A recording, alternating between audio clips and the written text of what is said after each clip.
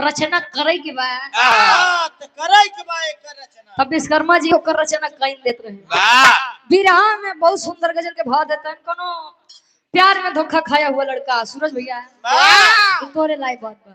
वाह लड़का कहे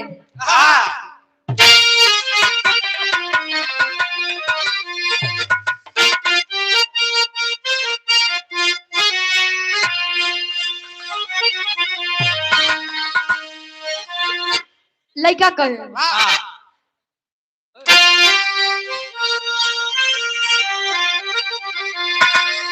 अरे खुदा तुझसे अर्जी लगाऊं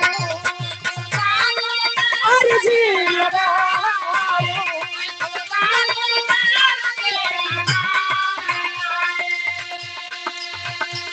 अरे खुदा तुझसे अर्जी लगाऊं वो मुझे मैं उसे भूल जाऊं वो मुझे मैं उसे भूल